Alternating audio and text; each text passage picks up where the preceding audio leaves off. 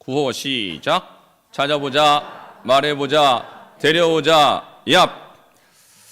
자, 이슬비 전도 전략. 지난주에 강의를 잘 들었고요. 오늘은 이어서 그 전도 전략 구체적인 것들을 나누도록 하겠습니다. 먼저 성경 암송하도록 하겠습니다. 사도행전 2장 46절 시작. 날마다 마음을 같이하여 성전에 모이기를 힘쓰고 집에서 떡을 떼며 기쁨과 순전한 마음으로 음식을 먹고. 사도행전 2장 46절 말씀. 아멘. 에베소서 4장 13절 시작. 우리가 다 하나님의 아들을 믿는 것과 아는 일에 하나가 되어 온전한 사람을 이루어 그리스도의 장성한 분량이 충만한 데까지 이르리니. 에베소서 4장 13절 말씀. 아멘. 마태복음 5장 48절 말씀 시작. 그러므로 하늘에 계신 너희 아버지의 온전하신가 같이 너희도 온전하라. 마태복음 5장 48절 말씀. 아멘. 데살로니가전서 4장 3절 말씀 시작. 하나님의 뜻은 이것이니 너희의 거룩함이라. 곧 음란을 버리고. 데살로니가전서 4장 3절 말씀. 아멘. 갈라디아서 2장 20절 말씀 시작. 내가 그리스도와 함께 십자가에 못 박혔나니 그런즉 이제는 내가 사는 것이 아니요 오직 내 안에 그리스도께서 사시는 것이라. 이제 내가 육체 가운데 사는 것은 나를 사랑하사 나를 위하여 자기 자신을 버리신 하나님의 아들을 믿는 믿음 안에서 사는 것이라. 갈라디아서 2장 20절 말씀. 아멘. 오늘 새로운 구절 한 구절을 암송하도록 하겠습니다. 지난 주일날 잠깐 묵상했던 말씀이죠. 고린도전서 9장 16절 말씀입니다. 같이 3번 반복하여 선포하겠습니다. 시작. 내가 복음을 전할지라도 자랑할 것이 없음은 내가 부득불할 일임이라. 만일 복음을 전하지 아니하면 내게 화가 있을 것이로다.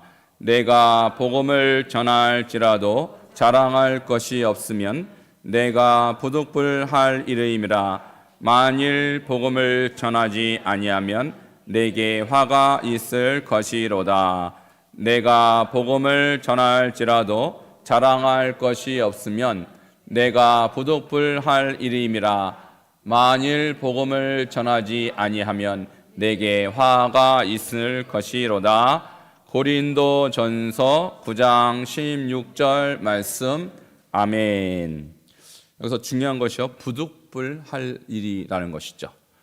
부득불은 아난케라는 단어인데요, 이것은 내가 원하면 하고 원하지 않으면 안 하고 하는 일이 아니라 하나님이 나더러 강제로 하라는 일이고 숙명적으로 할 일이라는 것입니다. 바울이 그래서 많은 선교 사역을 했지만 자랑할 일이 아니었다고 그가 고백을 하는 것입니다. 그리고 이 일을 만일 자기가 순종하지 않았다면 화가 있었을 것이다, 이렇게 말씀하고 있는 것이죠.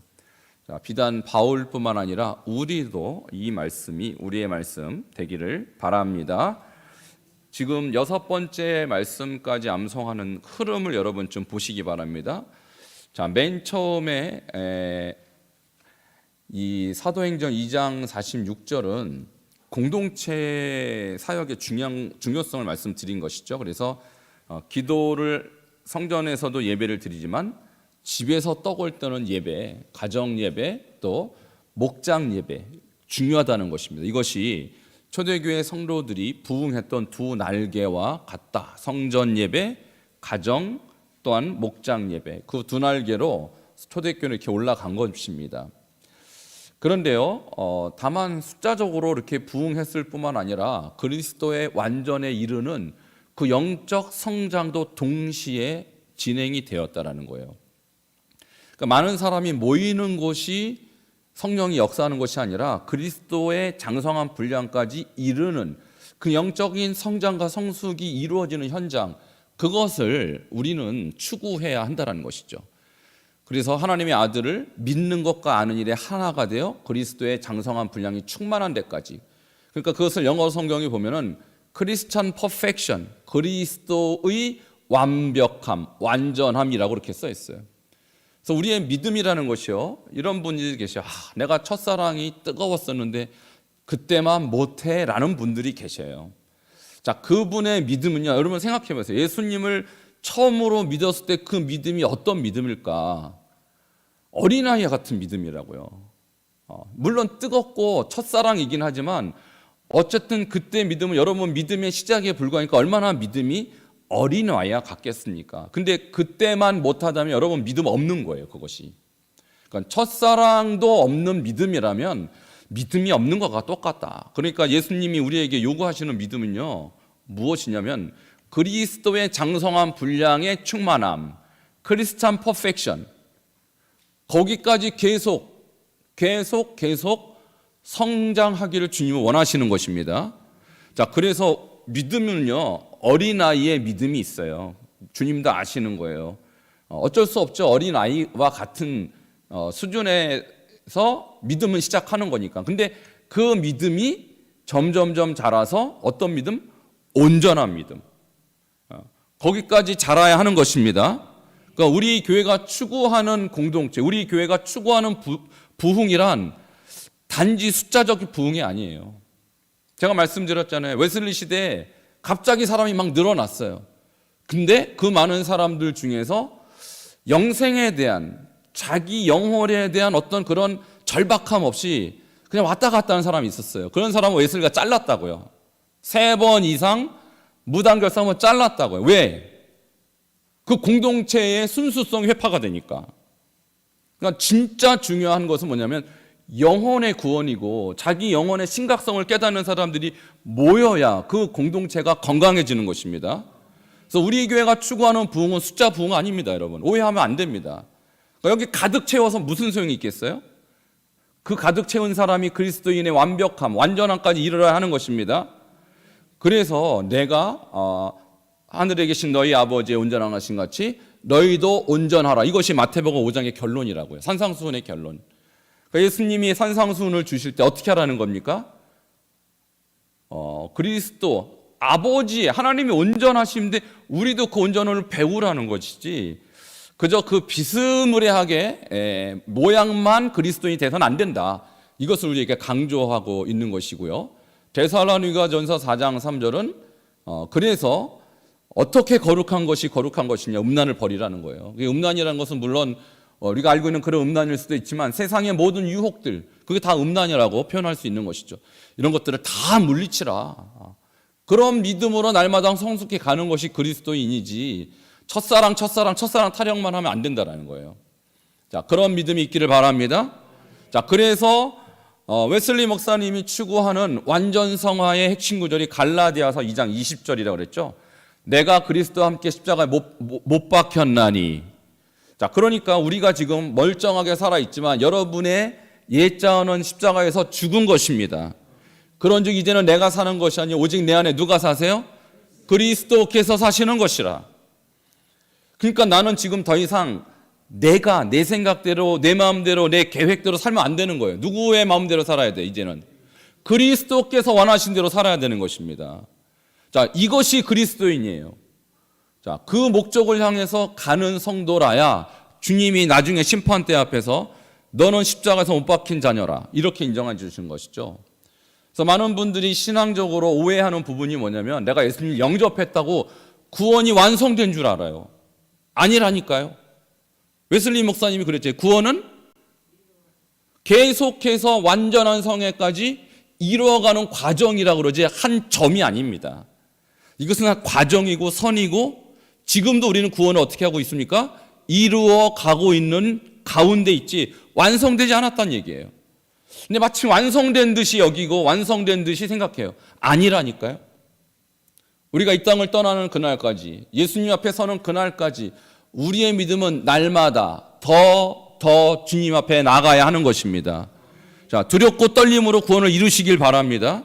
그래서 갈라디아서 2장 20절이 우리의 인생의 목표가 돼. 이제 내가 사는 것이 아니라 내 안에 그리스도께서 사시는 것. 그럼 그리스도께서 내 안에 계시다면 내 생각, 내 비전, 내 플랜 있어서는 안 되는 거예요.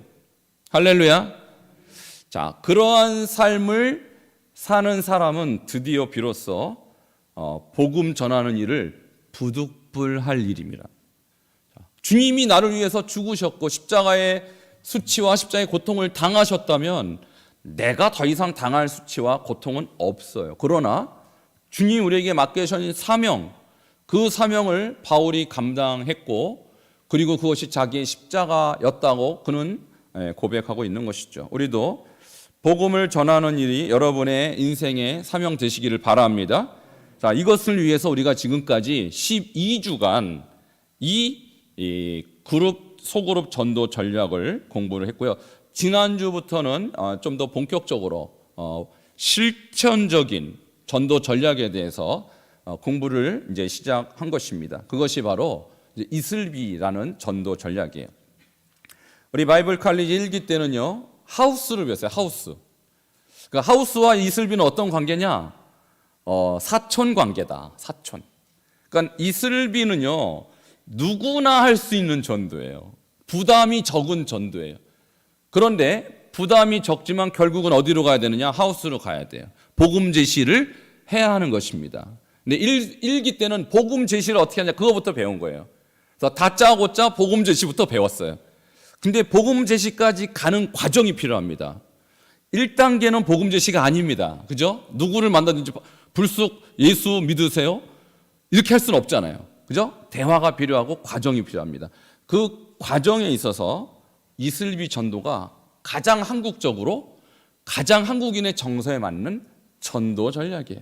저는 이것을 27살, 28살 때 배웠어요. 그때 이미 저는 다 이것을 해보니까 너무 좋은 전략이었어요. 자, 20년, 25년 전의 전략이지만 지금도 한국 사람에게는 딱 맞는 전도 전략이라고 저는 확신합니다. 그때 배웠던 강사님이 여운학 장로님이세요. 그분이 이제 한마디로 원조입니다. 원조. 지난주에 오신 이 장로님은 그분의 제자쯤 되시는 거예요. 제가 아마 그 장로님하고 같이 배웠을지도 몰라요. 근데 저는 이제 선교지로 떠났고 그 장로님은 계속해서 배워서 여운학 장로님이 작년 요맘때 돌아가셨는데 그 후계자로 지금도 사역을 잘하고 계십니다. 자, 그러면 지난주에 배웠던 이 이슬비 전도의 특징이 무엇인지 다시 복습하도록 하겠습니다. 자, 첫 번째 어떤 전도입니까? 자, 장기적인 전도, 장기적으로 플랜을 가지고 가는 것입니다. 두 번째는 어떤 특징이 있습니까? 인격적인 전도. 인격적인 전도라는 것은 뭐냐면 관계를 중심으로 관계를 맺고 한 사람에 차분하게 전도를 전하는 것입니다. 자, 세 번째는 어떤 특징이 있습니까? 감동을 주는 거예요. 우리 이것이 한국인의 정서에 꼭 필요한 것입니다. 이제 한국 사람은 정이 많죠. 그래서 정이 오갈 때 감동을 받아요. 그러면 복음도 쉽게 그 사람에게 접수가 되는 것입니다. 근데 이런 과정 없이 복음을 이제 전하게 되면 그분 안에 복음을 받을 수 있는 일종의 마음의 밭이 준비되어 있지 않을 가능성이 높기 때문에 이러한 이 이슬비의 몸이 젖듯이 그런 과정을 꼭 밟아야 하는 것이죠. 그래서 이슬비 전도의 구체적인 방법은요, 두세 가지가 있는데 첫 번째 어떤 것입니까? 자연스러운 방법으로 태신자를 만드는 거예요. 그래서 이 자연스러운 방법이라는 게 뭐겠어요? 관계거든요. 그래서 가족 관계, 친구 관계, 이웃 관계, 직장 동료 관계. 그래서 관계 속에서 사람을 찾는 것입니다. 자, 두 번째 시작.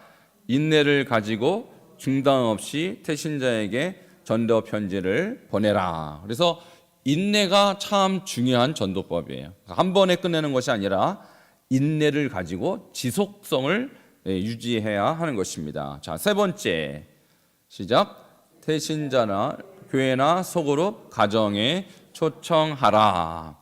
그래서 최소한 7번의 편지를 보내게 돼 있어요.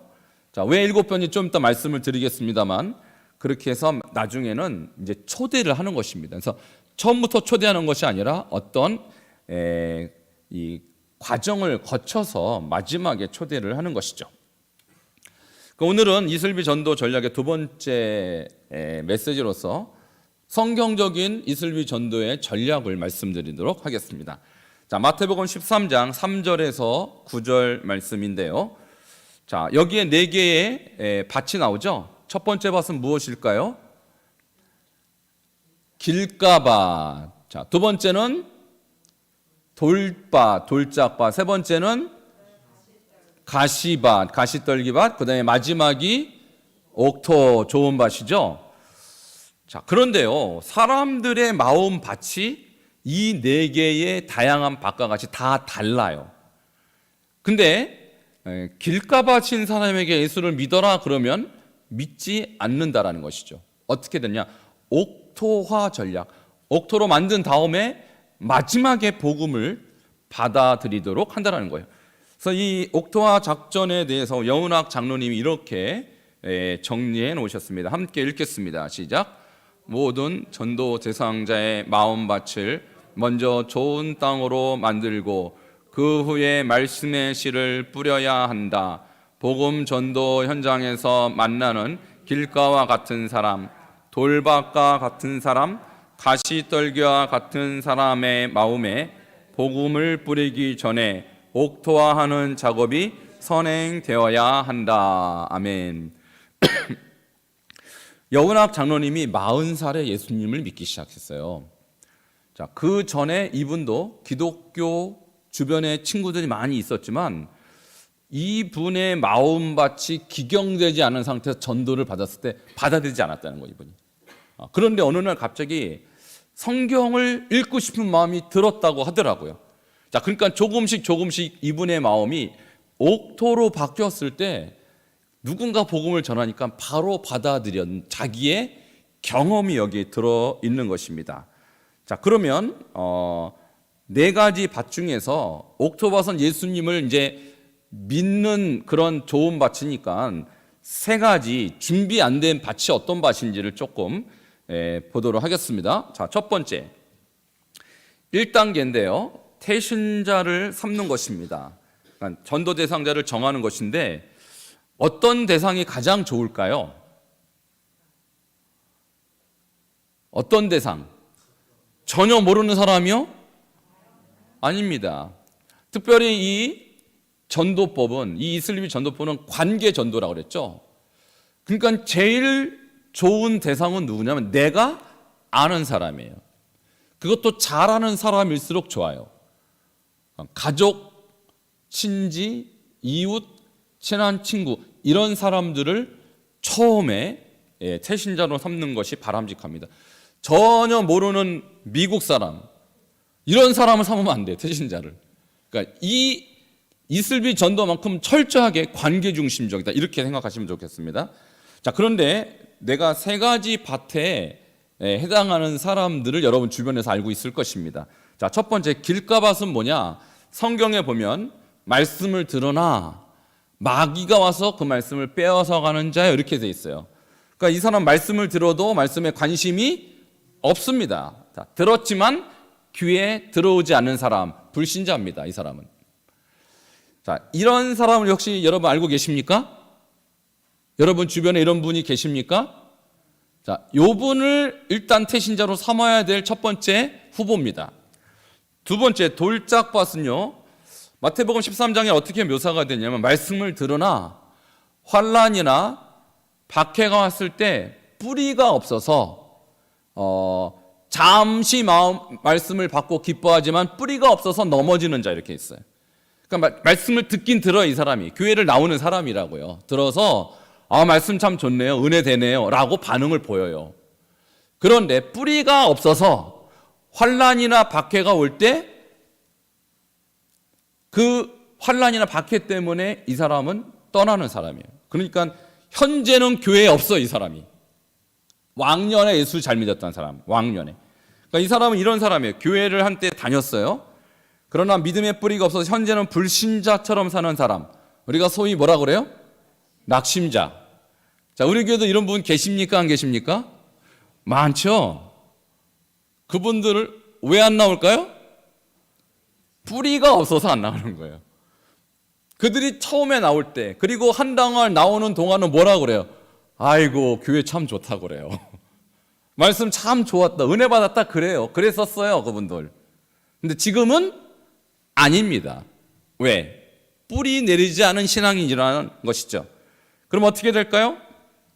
자, 이 사람들도 역시 우리의 지인이죠. 여러분이 이슬비 전도 대상, 태신자로 삼아야 될 아주 좋은 대상자, 두 번째 대상자입니다. 이런 분 여러분 알고 계시죠? 자, 이분들 딱 떠오르는 첫 번째 인물, 그분이 하나님 여러분에게 주신 인물이라고 저는 봅니다. 자, 세 번째 가시덤불밭인데요. 이런 분이 계셔요. 성경에는 이렇게 되어 있습니다. 말씀을 받습니다. 듣고 말씀을 받아요. 그래서 좀 자라요. 그런데 세상의 염려와 재물의 유혹 때문에 넘어지는 자, 이렇게 나와요. 그러니까 이 사람이요, 말씀을 받고 성장이 꽤 잘 됐던 분이에요. 그러니까 가시만 없었으면 조금 있으면 열매를 맺을 만한 좋은 사람인 거예요. 근데 세상의 염려와 재물의 유혹 때문에 주님보다 재물 따라가고 주님보다 세상 따라간 인물이라는 것입니다. 그러니까 이런 것이죠. 교회 등록은 했지만 살기는 세상에 빠져 사는 사람.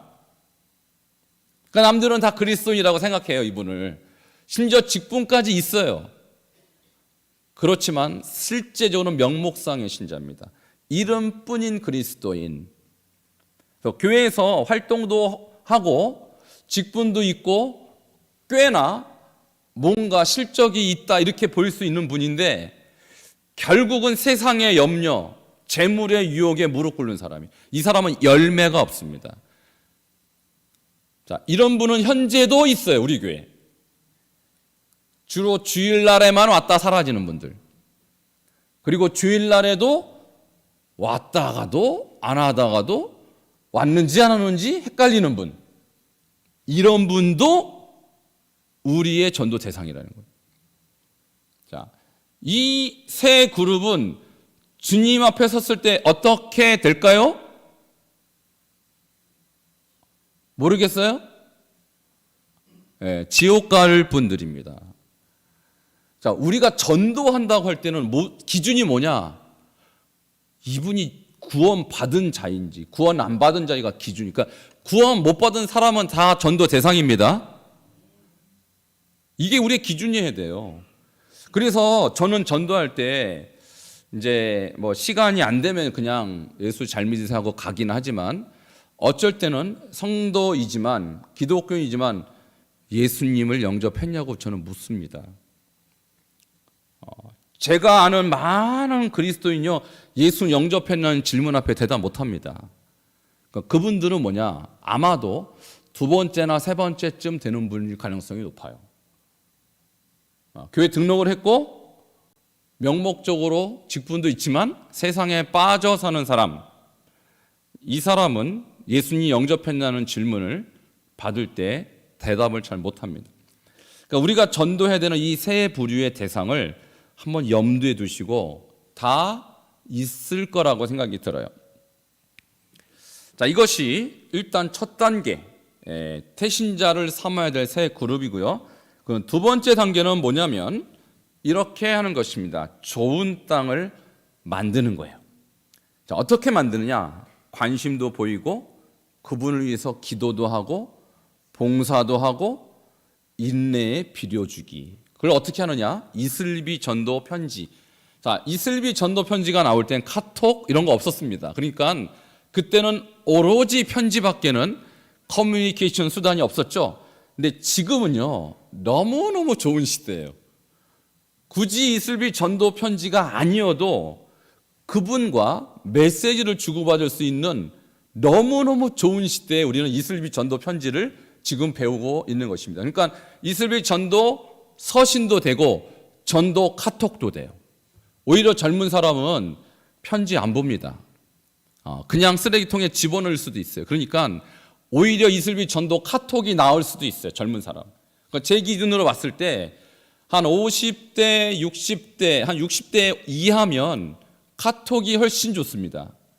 60대 이상이면 편지가 더 좋아요. 그러니까 연령대에 따라서 아니면 그 사람 개인의 취향에 따라서 카톡이 좋을 수도 편지가 좋을 수도 있다라는 것이죠. 그러나 과거에는 오로지 우표를 붙이는 방법밖에 없는데 지금은 카톡도 있고 무슨 뭐 그냥 문자 메시지도 있고 너무너무 좋아요.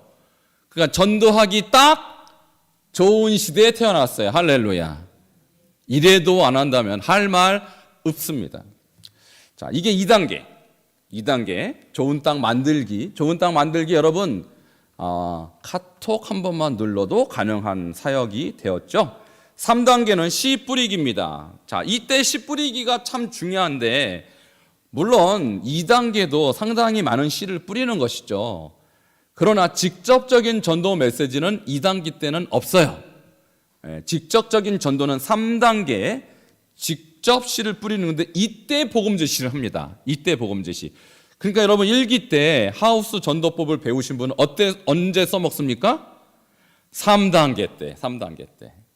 자, 그런데 본인이 생각할 때 나는 아무리 배워도 전도 메시지를 전할 자신이 없다. 괜찮아요. 자, 누가 대신해 주느냐? 유명인의 간증이 있어요. 저는 그런 간증을 자주 보는데 여러분 축구 선수 이영표 아세요? 얼마나 믿음이 좋은지. 아니 이영표 씨의 전도 간증 약 20분짜리 간증 들으면요 정말 은혜가 돼요. 축구 좋아하는 웬만한 남자들은 이영표 그러면은 환장합니다. 이영표가 예수 믿어? 어떻게 믿었대? 궁금해서 보는 거예요. 환장하는 거예요. 그러니까 여러분 자신이 복음 전할 자신이 없더라도 얼마든지 유명한 사람 통해서 간증을 요즘은 전할 수 있는 좋은 시대입니다. 그러나 무엇보다도 누구의 간증이 가장 영향력이 있을까요? 여러분 자신의 간증이에요. 내가 증인이라는데 이영표뿐만 아니라 나도 그렇다는데 그것이 훨씬 여러분의 지인들에게는 의미가 있을 것입니다. 그래서 복음 제시. 자, 복음 제시는 하우스 전도법 1단계 때 배웠고요. 요번 기수는 하우스 전도법은 약 8분에서 10분짜리 전도법이에요. 근데 요번 기수는 3분짜리를 배웁니다. 3분짜리. 그러니까 2주만 배우면 완전히 익힐 수 있는 프로그램. 다음 주와 그 다음 주에 배울 건데 정말 쉬워요. 제가 1단계 때, 1기 때 하우스 전도법 나와서 하라니까 슬슬 빠지시더라고요. 서서히 사라지시더라고요. 자꾸 시키니까. 근데 이번에는 보겠습니다. 사라지는지 안 사라지는지. 여기까지 왔는데 사라지면 정말 대책이 없는 것입니다. 3분짜리니까 정말 쉽습니다. 자, 이게 3단계고 마지막 4단계는 뭐냐? 자, 이제 복두둑이 이렇게 되는데 만나는 거예요. 그리고 그분에게 가족도 초청하고 상담도 해주면서 이제 구체적 교회로 인도하는 것입니다. 자, 이 4단계를 지나는 동안 길가 신 사람, 돌짝 신 사람, 가시덤불인 사람의 마음밭이 이제 복음의 씨를 받아들이기에 좋은 밭으로 회복되게 되는 것이죠. 자, 이런 과정을 거치는 것이 최소한 7주 이상 약 2달 정도의 시간이 걸릴 것입니다. 2달 이해도 엄청 빠른 거예요. 저는 10개월 정도, 우리가 어린아이가 태어날 때 10개월 정도 시간이 걸리는 것처럼 최소한 우리가 10개월 정도 인내할 마음을 가지시기를 바라고요. 자, 5단계는 그러면 뭘까요? 이제 드디어 열매를 거두는 것입니다. 태신자 초청잔치를 교회에서 할 것입니다. 그리고 4월 30일 날 우리가 이 수양관 예배를 드리잖아요. 근데 이 수양관 예배도 여러분 사실은 생각을 잘 해보시면 그동안 교회 안 나왔던 분들 나오기 참 좋지 않겠어요? 그리고 여러분 주변의 친구들이나 이웃들 교회 가자 그러지 말고 놀러 가자. 자, 수양관 우리 거기가 당진 놀러 가자. 놀러 가 놀 거예요. 우리 놀 거예요. 예배도 드리고 놀고. 그러니까 놀러 가자. 얼마나 좋습니까? 이럴 때 여러분이 오늘 태신자 3명을 정할 텐데 그 중에서 갈 만한 사람은 얼마든지 있어요. 그 3사람 중에서. 그러니까 그런 기회들을 자꾸 만들 예정입니다. 그리고 마지막 6단계는 뭐냐면 1:1 말씀 교육. 우리가 교회에서 바나바 사역을 하죠. 그러니까 이 모든 것들을 다 우리가 한 세트로 생각을 하셔야 돼요. 그리고 이분이 바로 이슬비 전도팀의 동참까지 시키는 거. 이게 이슬비 전도의 하나의 풀 코스예요. 그저 교회 동참시키고 교회 출석시키는 것이 목표가 아니라 교회에서 사역자로 만드는 프로그램까지 다 포함시킵니다. 자, 이대로 될 줄 믿습니다. 자, 이것이 옥토화 작전. 여러분, 제가 이거 여운학 장로님한테 이거 배울 때 참 무릎을 딱 쳤어요. 대단하다. 이번 장로가 어떻게 이렇게 목사보다도 더 전도에 열정이 있어서 이런 것들 전략화했을까? 제가 정말 그분 처음 봤을 때 참 존경했어요. 자, 두 번째 작전은요, 이것도 여운학 장로님 본인이 말씀 묵상하면서 깨달은 작전이에요. 저는 이거 처음에 강의 들을 때 이해가 잘 안 갔는데 나중에 이해해 보니까 상당히 깊이가 있는 작전입니다. 자, 여리고 작전이라고 하는데 함께 읽어보도록 하겠습니다. 시작. 여호수아가 하나님의 명령을 순종한 결과 손 하나 대지 않고 여리고 성을 무너뜨린 것처럼 이 원리를 복음 전도에 적용하는 전도의 작전이다. 이렇게 해요. 이거 도대체 여리고 작전을 어떻게 적용하는가? 이런 것이죠. 그들이 여리고를 점령하기 위해서 무기를 쓰지 않았습니다. 아시겠지만 무기를 안 썼어요. 그럼 7바퀴를 돌면서 뭘 했을까요? 기도했죠. 하나님 이 성을 주시옵소서. 물론 성경에 기도했다라는 구체적인 표시가 없지만 뭘 했겠냐고 상식적으로 생각해 보시겠어요? 막 저주했겠어요? 아닙니다. 기도한 거예요. 하나님 이 성을 주시옵소서. 그러니까 여러분 태신자로서 기도하시기를 바랍니다. 그래서 이 7바퀴를 도는 것이 바로 7변의 편지가 되는 거예요, 나중에. 그래서 한 바퀴 돌 때 기도하고, 그러니까 편지 한 번 보내고 기도하고, 2번 보내고, 그런 과정을 7번 하자는 것입니다. 두 번째, 전도 대상자에게는 먼저 복음 제시가 아닌 사랑의 봉사로 접근하는 거예요. 그래서 예수 믿어라, 교회 가자. 이것은요, 그분들이 만일 길가밭이라면 택도 없는 소리죠. 내가 왜 교회가 이렇게 되는 거예요. 말도 안 되는 초청을 그들은 받고 콧방귀도 안 끼는 것이죠. 그러니까 예수 믿자, 교회 가자 소리보다도 그분들의 정서에 필요한 것들 먼저 공급해 주는 것이죠. 자, 그것이 바로 우리가 이슬비 전도 편지라든지 이런 어떤 사랑의 봉사로 접근을 하는 것입니다. 자, 세 번째입니다. 같이 읽겠습니다. 시작. 엿새 동안 매일 한 번씩 성주의를 돌되 군사들은 조용히 침묵하고 양강 나팔만 불었으니 그 태신자를 위해 이름을 불러 기도하며 이슬비 전도 편지를 매주 한 장씩 보냄. 자, 기도하면서 매주 한 장씩 보내서 7번. 그래서 이슬비 전도 편지는 기본이 7번입니다. 7번까지 보내고 그 다음 점검하는 거예요. 이 사람의 반응이 어떤지. 근데 6번까지 보냈는데 아무 반응 없다? 괜찮아요. 7번까지는 무조건 보내야 돼요. 그 다음에 4번째 시작. 7째 날에 7번을 돌고 마지막에 백성은 크게 외쳤고 그때 여리고 성이 와르르 무너진 것처럼 잠잠하면서 편지를 보내다가 적절한 때에 전화로 또는 직접 방문하여 대화를 나누며 인격적인 사귐을 가지면서 말씀을 증거함. 이해되시죠? 7주 동안은 기도하고 편지 보내는 거예요. 근데 편지가 아니고 카톡이어도 됩니다. 그리고 마지막 7주째는 만나셔야 돼요. 만나서 내가 보낸 카드 받았어? 내가 카톡 보낸 거 읽어봤어? 물어보셔야 돼요. 그리고 어땠어? 라고 물어보고 그때는 이제 예수님을 전하는 그 타이밍이 이제 오는 것입니다. 자, 그렇게 해서 결과를 얻어내는 것이죠. 자, 두 가지 전략 뭐였죠? 첫 번째는 옥토화 전략, 두 번째는 여리고 전략. 너무 기가 막힌 전략이라고 봐요. 자, 이것을 목사도 아닌 장로님이 생각해냈다면 우리는 그렇게 훌륭한 장로님의 이 아이디어를 그냥 실천만 하면 되니까 얼마나 좋습니까?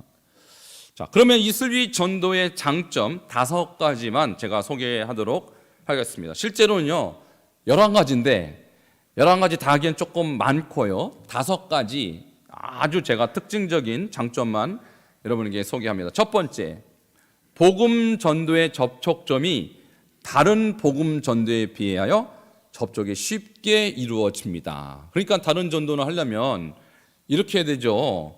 예수 믿으세요? 어느 교회 나가서 이거부터 하는데, 이것은요 밖에 나가서 누구든지, 예를 들면 지인이면 더 좋죠. 지인이면 여러분이 이런저런 대화를 하다가 내가 매주 한 번씩 카드 보낼 건데 받으실래요? 뭐 이것만 하면 돼요. 믿으라 말라 소리가 할 필요 없어요. 그러니까 그렇게 하면은 뭐 나를 아는 사람이, 나한테 신뢰도가 있는 사람인데 노라고 하지 않습니다. 다 좋다고 그래요. 내가 카톡 보내줄게. 그러면 좋다고 그러지 절대 보내죠. 이런 분은 없다고요.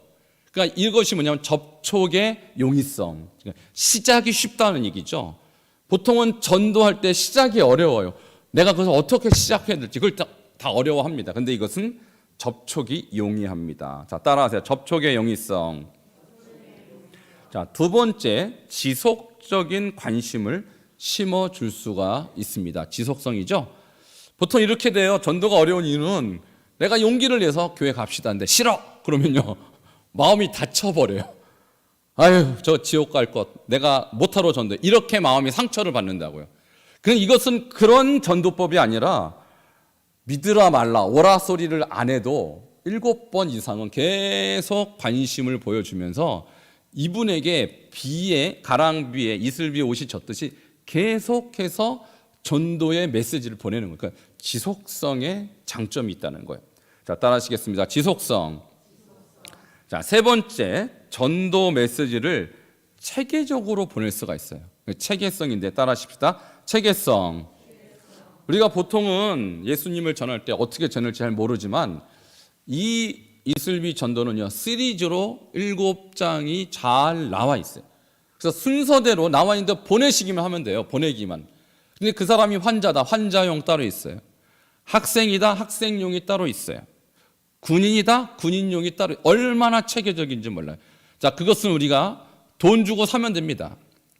그러니까 전도하고 선교하는데 돈 쓰는 거 하나도 안 아깝잖아요. 그것은 교회에서 다 살 테니까 여러분 뭐만 하면 돼요? 보내시기만 하면 돼요. 보내시기만 하면. 자, 네 번째, 평신도들을 쉽게 전도 요원으로 활용할 수가 있습니다. 따라하십시다. 높은 참여도. 보통 교회에서 전도한다 그러면요 아주 열심히 하는 반 하시는 분 한 몇 분만 하셔요. 한두 분만 하시든지. 그러니까 이 교회 전체가 전도하기에는 사실 쉬운 것은 아니에요. 전도라는 것이. 그러나 이슬비 전도 편지는 누구나 참여할 수 있어요. 심지어 새신자도 할 수 있어요. 새신자도.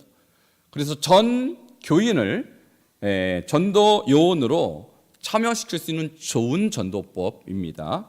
마지막 5번째, 특별히 장기 결석자. 아까 장기 결석자라고 하면 어느 밭에 속할까요? 돌짝밭이었죠. 돌짝밭. 한때 믿음이 있었던 사람, 한때 반짝했던 사람. 그리고 지금은 안 나오죠. 자, 이런 사람도 우리의 태신자인데 특별히 이런 장기 결석자들에게 교회 출석에 대한 높은 동기를 부여해 줄 수 있는 좋은 방법이 되겠습니다. 따라하시겠습니다. 높은 동기 부여. 그러니까 여러분 전도 대상자 삼을 때 전혀 모르는 저 부산에 있는 사람 이런 분 찾으면 안 돼요. 일단은 우리에게 나왔던 분, 그리고 한 번이나 교회 나왔다가 사라지신 분, 이런 분들부터 찾으라는 얘기예요. 얼마나 찾기 쉽습니까? 그래서 우리가 매번 강의할 때 뭐부터 해요? 구호부터 하죠? 구호 뭘부터 합니까? 찾아보자. 근데 멀리서 찾지 마시라고요. 자, 미국 가서 찾지 마시고 고색동에서 찾지, 고색동에서. 그죠? 여러분 가족에서 찾고 우리 교회에 왔다가 사라지신 분들 중에서 찾으면 되는 거예요. 멀리서 찾지 마시기 바랍니다. 자, 그다음에 이슬비 전도의 그 유의사항이 있어요. 자, 다 4가지인데요. 함께 읽겠습니다. 시작. 꾸준한 인내와 관심이 필요하다. 인내심이 필요해요. 꾸준한 인내심. 최소한 7번 보내셔야 돼요. 인내심이 필요하면. 두 번째, 시작.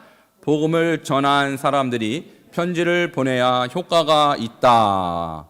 관계 중심적이라는 것인데, 예를 들면 이럴 수 있죠. 내가 길거리에서, 저도 지금도 매주 화요일마다 전도를 합니다만은, 누군가를 만났어요. 누군가를 만났는데, 이분이 반석중앙교회 어디 있냐고. 근데 우리 동네 사람들이 반석중에서 나왔으면 다 알아요. 여러분, 웬만하면 알아요. 저기 손가락질까지 해요. 저 교회냐고. 맞다고. 그럼 제가 만났는데 우리 김 집사님더러 이슬비 전도 편지 보내달라 그러면 효과 있을까요, 없을까요? 효과 별로 없어요. 왜? 그분은 김 집사님 모르니까. 제가 만났으면 제가 보내야 효과가 있다는 얘기예요. 그러니까 받아보는 입장에서는 나를 아는 사람이 보내야 의미가 있는 것이지, 전혀 모르는 사람이 그냥 쓰레기통에 들어갑니다. 자, 그래서 관계 중심적이라는 거예요. 그래서 제가 여러 번 찾아보자 할 때 누구를 찾으라고 그랬어요? 모르는 사람 찾지 말고 지인 중에서 찾으라는 거예요. 그 다음에 세 번째, 반드시 뭐 하고 보내야 돼요? 기도하고. 아까 전략을 얘기했죠? 7바퀴 도는 동안 기도했습니다. 그래서 기도가 이 전도에 절대적으로 중요하기 때문에 앞으로 주일마다 또는 이제 전도하는 요일이 따로 이제 정해져서 할 텐데, 그런 날짜마다 모여서 기도하고 전도를 해야 되는 것입니다. 자, 네 번째 같이 읽겠습니다. 시작. 적어도 7통 전도 편지를 보낸 다음 반응을 물어보고 계속 받아볼 것인지 여부를 확인해야 한다. 이때 거절하는 사람은 중단한다. 자, 최소한 7통은 보내셔야 돼요. 자, 그리고 보내지 마! 그런 사람이 있어요. 그러면 안 보내도 돼요. 자, 이분은 아직 무슨 밭? 아직도 돌짝밭. 그러니까 하나님이 더 깨부실 때까지 기다리시면 돼요. 고구마로 따지면 무슨 고구마? 생고구마. 예, 생고구마. 제가 어제죠. 간증을 하나 들었어요. 그분 대단히 유명한 목사님인데, 그분이 어떤 분이냐? 자기 부인이 교회 갔다고 자기 부인을 때려서 기절시킨 사람이에요. 그렇게 강팍했던 사람이에요. 교회에 간 것도 아니고 성경책이 집에 있는데 그거 보고, 여러분 근데 나중에 그분 목사 됐습니다. 유명한 목사님이에요. 여러분 그렇게 강팍한 인간도 목사 되더라고요. 그러니까 불가능한 사람은 없어요, 이 세상에. 그러니까 여러분 주변에 저건 도저히 안 될 인간이다, 그런 사람은 없습니다. 하나님은 하십니다. 근데 지금은 아닌 거예요. 어쨌든 우리는 그 사람에게 7번까지 보낸 것은 우리의 역할은 거기까지. 그럼 하나님이 또 다른 기회를 통해서 그분 깨시겠죠. 그거는 모르겠지만 7번까지는 어쨌든 우리의 역할이다. 그리고 거절하면 또 다른 사람을 향해서 나가야 되는 거예요. 자, 이슬비 전도의 유의사항 5번째 같이 읽겠습니다. 시작. 정기적으로 신방을 해야 효과적이다. 자, 그러니까 내가 지인 위주로 하라는 이유가, 제가 이 말씀을 드리는 뭐냐면, 지인이 아니고서 만날 방법이 없잖아요. 그러니까 제가 이제 이 이슬비 전도를 적용한 세 교회를 다음 주에 소개를 할 텐데, 그 세 교회가 보낸 편지의 숫자에 관계없이 세 교회 중에 첫 번째 교회는 2,000통 막 이렇게 보냈어요. 한 주에. 근데 소위 말하는 열매는요, 큰 차이가 없더라. 자, 왜 그러냐? 편지만 많이 보낸다고 되는 게 아니라 신방을 겸해야 돼요. 이거 관계 중심이라고 했죠. 그러니까 내가 전혀 모르는 사람한테 수백 통, 수천 통 보내, 그 사람들 별 감동이 없다는 얘기예요. 근데 내가 아는 사람을 편지를 직접 집에다 갖다 주면 우표 붙이는 것보다 효과가 10배가 있어요. 10배가 있어요. 그러니까 이것은 신방과 병행하면 효과가 훨씬 좋다.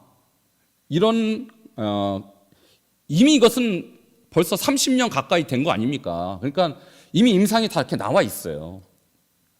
자, 그 다음에 6번째입니다. 자, 같이 읽겠습니다. 시작. 한 명을 위해서는 신방자, 기도자, 편지 쓰는 자가 함께 사역을 해야 한다. 협력 사역이죠. 그래서 기도는 기도대로 하고, 또 편지 쓰는 사람은 편지를 쓰되, 신방도 겸할 때 효과가 엄청나게 좋더라. 이렇게 이미 임상이 다 나와 있습니다.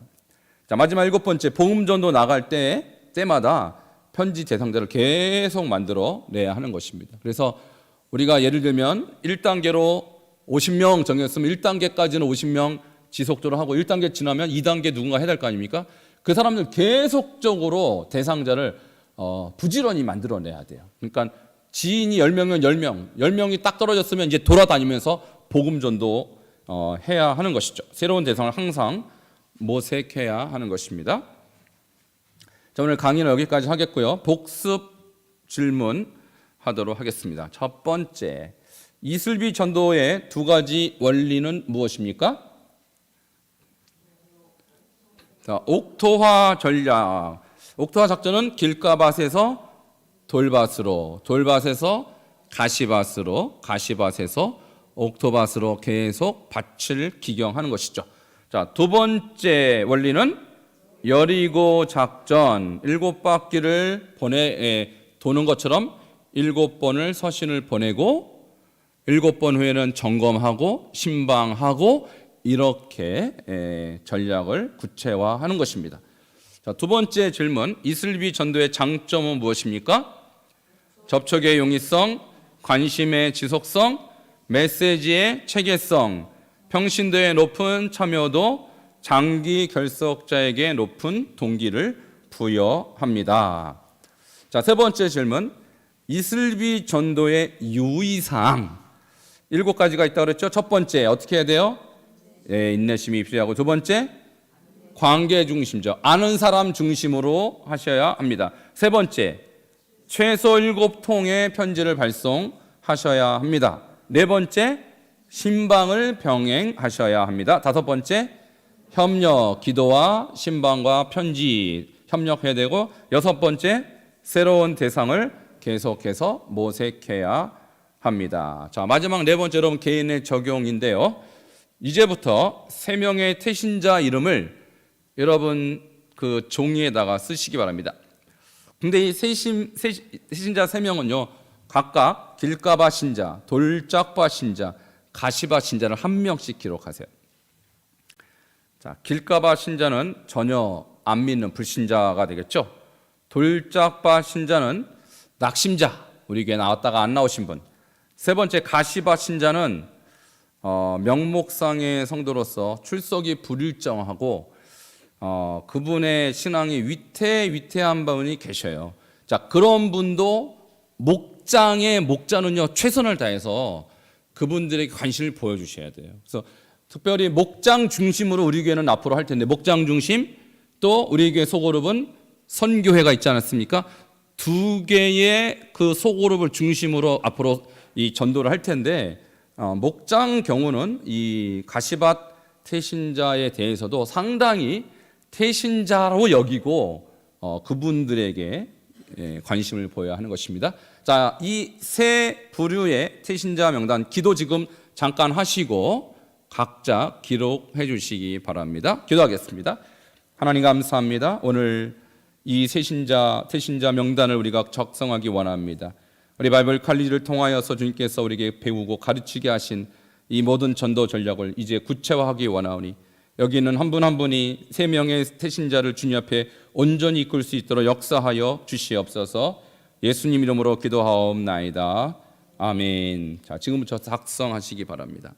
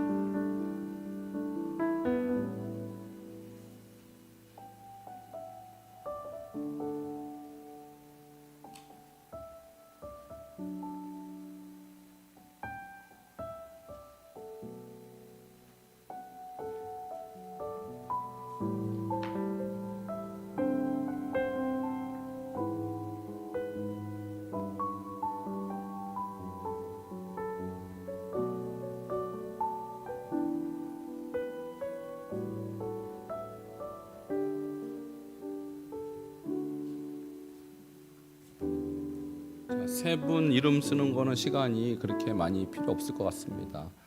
자, 가까이 계신 분 네 분 정도 한 그룹을 만드시고요. 여러분이 지금 쓴 것을 혼자의 비밀로 하면 절대로 이 활동으로, 이 행동으로 잘 안 옮겨져요. 그래서 내가 누구를 세 명을 태신자로 품게 되었는지 이 시간 선포해야 됩니다. 그래서 네 분 정도씩 짝을 만들어서 이 시간 함께 자기의 태신자 발표, 이것은 역사적 아주 의미가 있습니다. 서로 발표하는 시간 갖도록 하시기 바랍니다. 자, 네 분씩 자리를 좀 만들어 주세요.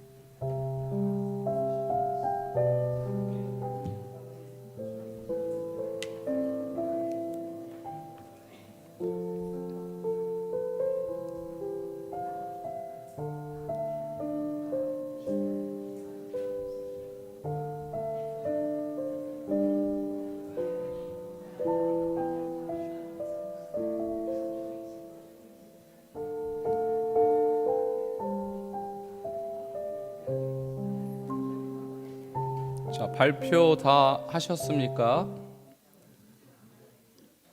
그동안 우리 앞에 나와서 이렇게 발표하신 분들 주로 목자님들이 하셨는데 오늘은 목자님이 아닌 분들도 좀 발표할 수 있도록 기회를 드려야겠죠? 예. 그러면 그냥 한 그룹이 나오시면 뭐 될 것 같아요. 거기 목자님이 계실 수도 있고 안 계실 수도 있는데 저랑 눈을 좀 마주쳐 주시기 바랍니다. 눈길 피하는 데를 그러면 제가 택하도록 하겠습니다. 마주치시라니까 피하고 계시니까 불르란 얘기죠. 네. 저 제일 뒤에 있는 그룹이 저랑 눈을 제일 마주치지 않고 계십니다. 우리 장로님 2분 계시고 권사님 2분 계신 그룹 계시죠? 본인들은 아실 거예요. 자, 그 그룹이 단체로 일어나서 나오도록 하겠습니다. 네, 맨 뒤에 계신 그룹입니다. 거기 공평하게 목자님도 계시고 목자님 아닌 분도 계시고 좋습니다. 네.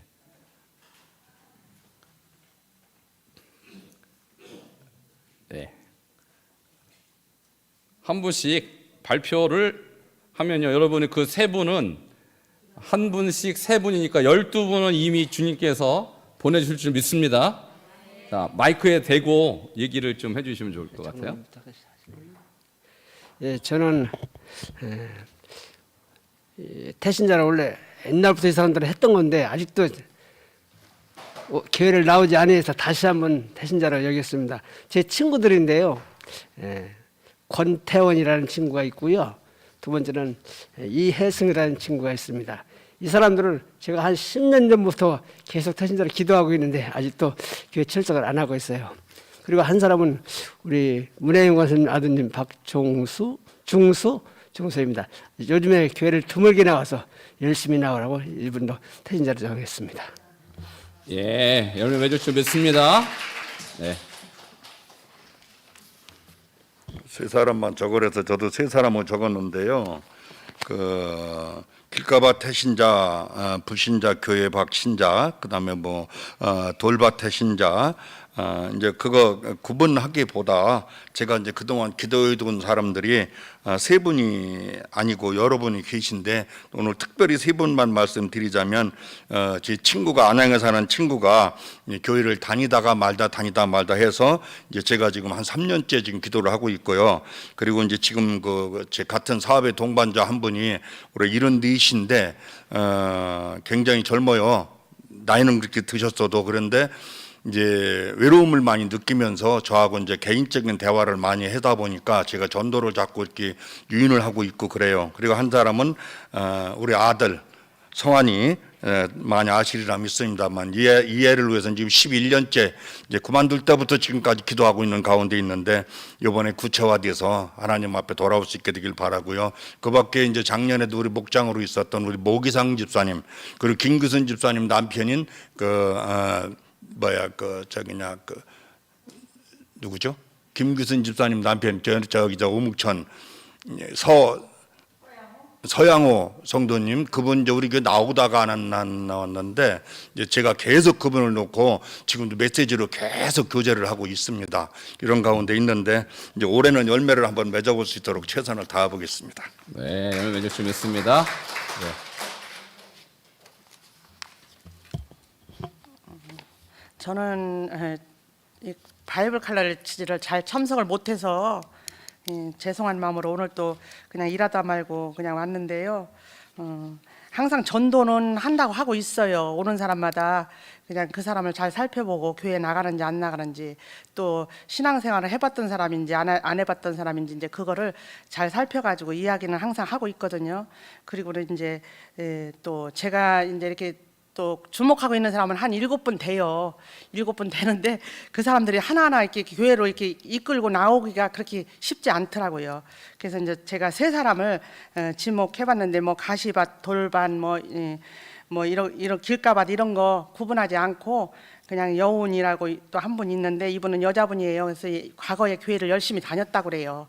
다녔다 가는데 지금 쉬고 있고 항상 뭐 기도는 하고 있다 그래요. 교회는 전혀 안 나오는데 주기도만 하고 뭐 기도는 하고 있다 그러는데 그분을 위해서 제가 이제 늘 이제 전도를 하고 있어요. 만날 때마다. 그리고 또 부산 신언니라고 이제 부산 사람이에요. 그래서 이제 이분도 이제 교회를 굉장히 이제 남편이 작년에 돌아가셨는데 굉장히 외로워하고 쓸쓸해하고 그래서 이제 그러지 말고 교회를 나하고 같이 다니자 해서 한 번 오기로 약속을 했는데 안 되더라고요. 그래서 이제 지금 기도하는 중이고 이제 한 번은 안 오라고 한 번 교회를 한 번 참석했던 분이에요, 남자분. 그래서 이제 이분을 위해서 이제 기도를 하는데 이분이 이제 혼자 쓸쓸하게 살고 있어요. 그래서 이제 주문하는 게 많아가지고 좀 어려운 부분이 있는데 어쨌든 다시 한번 교회를 나오게 하려고 지금 노력을 하고 있어요. 그래서 이제 좀 얼굴을 아시는 분들은 기도를 해주셨으면 감사하겠습니다.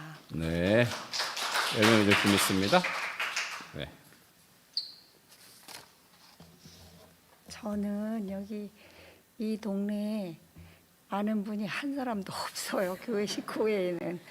그래서 제가 길가 와서는 우리 큰언니인데요.